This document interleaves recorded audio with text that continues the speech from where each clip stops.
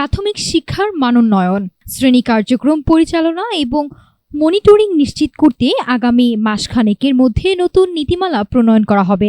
গতকাল বরিশালে এক প্রশিক্ষণ কর্মশালায় এ তথ্য জানান প্রাথমিক ও গণশিক্ষা প্রতিমন্ত্রী ববি হাজ্জাজ।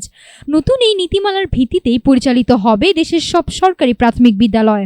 দেশের প্রাথমিক শিক্ষা ব্যবস্থায় জবাবদিহি ও স্বচ্ছতা নিশ্চিত করতে প্রশাসনিক কাঠামো সংস্কারের উদ্যোগ নিয়েছে সরকার।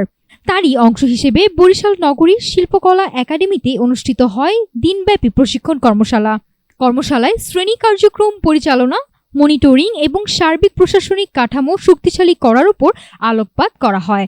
অনুষ্ঠানে প্রধান অতিথির বক্তব্যে প্রাথমিক ও গণশিক্ষা প্রতিমন্ত্রী ববি হাজ্জাজ জানান, শিগগিরই আসছে নতুন নির্দেশিকা।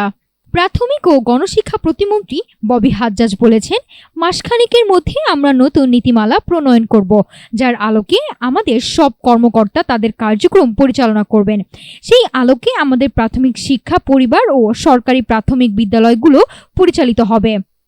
প্রতিমন্ত্রী আরও জানান, প্রধানমন্ত্রী সুশিক্ষিত বাংলাদেশ করার স্বপ্ন বাস্তবায়নে মূল কারিগর হিসেবে কাজ করবে প্রাথমিক শিক্ষা পরিবার। নির্বাচনী ইশতেহারের প্রতিশ্রুতিগুলো যেন দ্রুত দৃশ্যমান হয়, সেই লক্ষ্যেই জোরদার করা হচ্ছে তদারকি কার্যক্রম। নাফসা সামিয়া, ঢাকা টুডে।